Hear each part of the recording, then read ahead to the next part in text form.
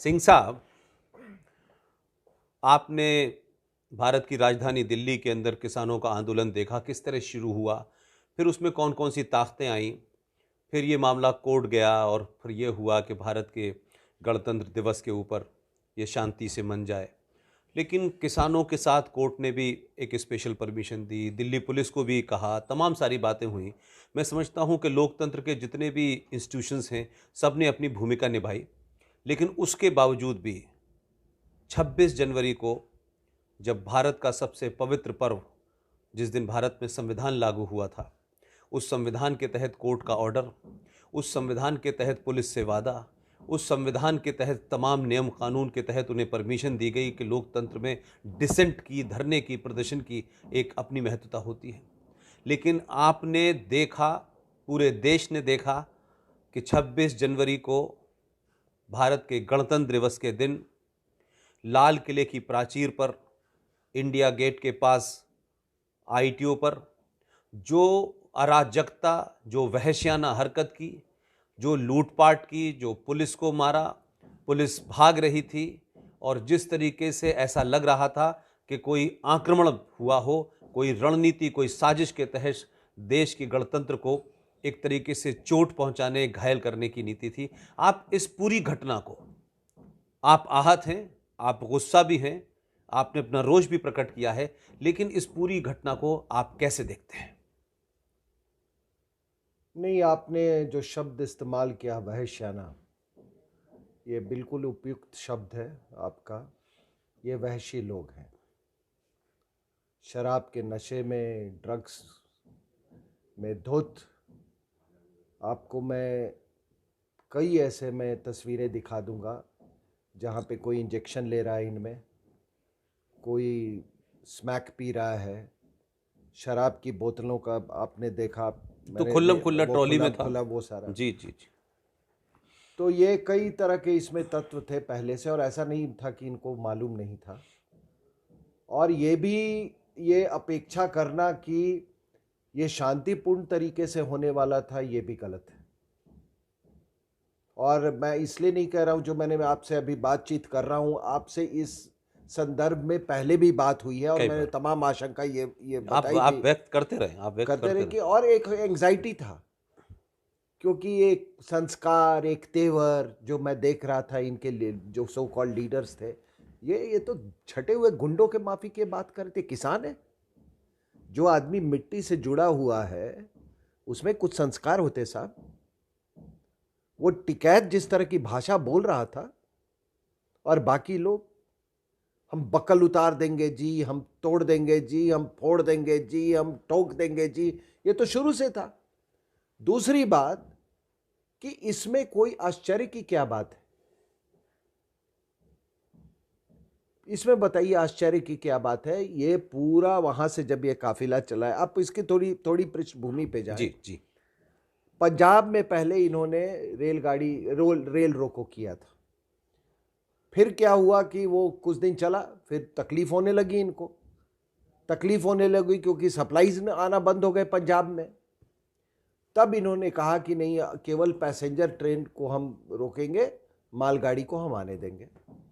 उसके बाद इन्होंने वो जितने आपके जियो के टावर्स थे, उनको तोड़ा। उनको तोड़ा। जब ये इस तरफ आ रहे थे,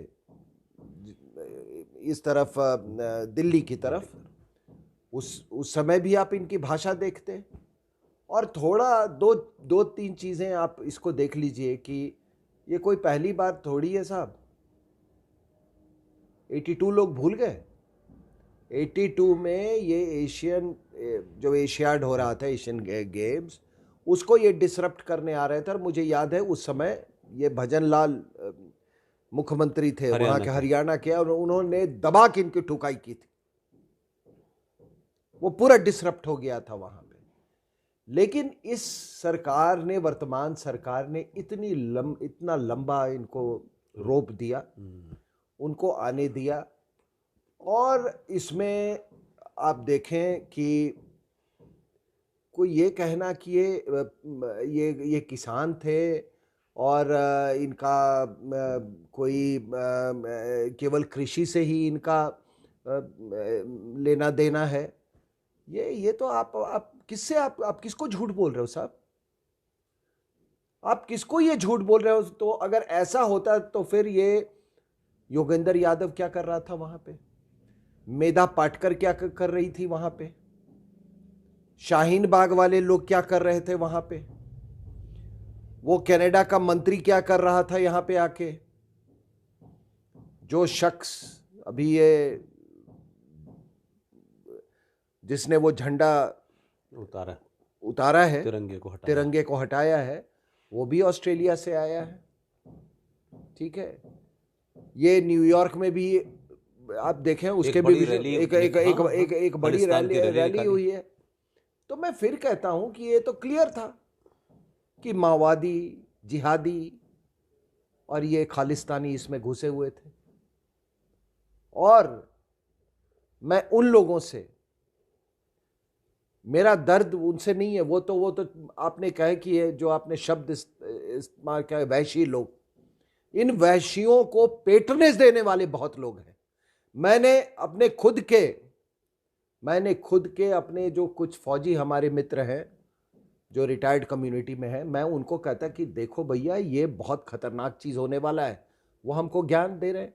फिर मैंने उनको बहुत सारे अपने जो अभी हमारा भी फसल कटा है, हम बोले भैया हम भी किसान हैं, हमारी पूरी परिवार ही किसान है। हम नहीं, वो तो इसलिए बताने की जरूरत नहीं है सर, पूरे देश में सिर्फ इन पंजाब के अलावा बाकी कहीं तो किसान ही नहीं। तो मैंने उनको कहा कि तुम कौन सा तोप हो? कितनी एकड़ है जमीन तुम्हारे पास? हम भी बार बार कहता हूं कि अच्छे खासे हम लोग भी मेहनत करके हम वहां पे हम भारत के भंडार में, अनाज भंडार में हम डालते हैं। अब इन्होंने ये अन्नदाता है जी, अरे सर छोड़िए ये अन्नदाता वगैरह, हमारे पुरखों ने कुछ जमीन छोड़ी है मेरे लिए, ठीक है, उस जमीन की हम बहुत इज्जत करते हैं और उसमें जो पैदाइश होती है, जो पैदा होता है हमारा जो भी फसल, अनाज, वो हम कुछ कंज्यूम करते हैं और जो सरप्लस होता है उसको मार्केट में बेच देते हैं। तो ये इसमें अन्नदाता का कहां से सवाल आ गया सर? सर अब तो अन्नदाता पीछे छूट गया। हाँ? अन्नदाता के नाम पे जो ब्लैकमेलिंग हुई वो नहीं है इशू ये है कि पूरा देश इस घटना से स्तब्ध है। विदेशों से, देश के जगह जगह कोनों से लोग इस बात को पूछ रहे हैं कि शरजील इमाम की रिहाई और खालिद उमर की रिहाई, बरबरा राव की रिहाई, तो ये तो सबको पता था कि इसमें कौन लोग शामिल हैं। लेकिन सुप्रीम कोर्ट ने भी कहा कि साहब इनको इजाजत दीजिए, फिर पुलिस से कहा कि आप तय कीजिए। लेकिन सरकार को लेकर के लोगों के मन में बड़ी शंका है कि जब सब कुछ पता था, आपकी खुफिया एजेंसी को भी पता था और सारी चीजें टेलीविजन पे भी आ रही थी, तो भारत के गणतंत्र को इस तरह रौंदने की इजाजत क्यों दी गई? तो ये जो गुस्सा है वो आप जैसे लोगों से ये सुनना चाहते हैं कि क्या सरकार ने इसमें कोई कोताही करी, या सरकार ने शायद पूरी दुनिया के सामने इन्हें एक्सपोज करने की कोशिश की, या दुनिया के पुराने लोकतंत्र या दुनिया के सबसे बड़े लोकतंत्र के नाते अपनी लोकतंत्र मर्यादाओं का पालन करा सरकार ने और इन्होंने उसको ब्रीच ऑफ ट्रस्ट किया, धोखा दिया, कंफ्यूज किया? तो क्या आज लगता है, आज मेरा ख्याल है 2 दिन हो गए इस घटना को, तो आपको लगता है कि सरकार का कदम ठीक था कि सरकार ने इनको दुनिया के सामने एक्सपोज होने दिया? क्योंकि सरकार लगातार इनसे हर तरह से वार्ता कर रही थी, 10 वार्ता हो चुकी, लेकिन इनका शायद किसानों के मामलात में कोई एजेंडा नहीं था, इनको यही करना था जो 26 जनवरी को किया। आपका क्या कहना है सर? नहीं, वो तो बहुत क्लियर था कि ये प्रोवोक करना चाह रहे थे कि किसी तरीके से कुछ गोली चल जाए, सरकार को प्रोवोक करें। हाँ, सरकार को प्रोवोक करें, गोली चल जाए, उसके बाद ये हाय हाय करते और फिर उसको बहाना लेकर ये और भी तोड़फोड़ करते। हो सकता है कि पूरे दिल्ली में हिंसा इनकी फैलाने की योजना हो। नहीं तो एक बात बताइए कि वो कहता है कि 26 जनवरी क्या तुम्हारे बाप का है, दिल्ली तुम्हारे बाप का है, तो कल सुप्रीम कोर्ट में जाके बोलोगे कि ये जज बाप का है, ये मेरा बाप थोड़ी है, ये इसको सजा देने का क्या हक है? तो ये आर्गुमेंट तो कहीं नहीं, हाँ, उसका तो बेस नहीं है, बिल्कुल बेस नहीं। और ये, लेकिन हाँ, एक ईमानदारी से मैं एक बात जरूर कहूँगा कि जिस समय ये घटना हो रही थी मुझ में बहुत गुस्सा था, आज भी गुस्सा है। मैंने टेलीविज़न पे भी इसको जाहिर किया। एक हिंदुस्तानी हूँ, 26 जनवरी एक पवित्र पर्व है। हमारा पूरा परिवार 26 जनवरी के परेड को देख रहा था और जो झांकियाँ निकली और जो कॉन्टिजेंट्स निकले, हम सबको बड़ी बारीकी से देख रहे थे।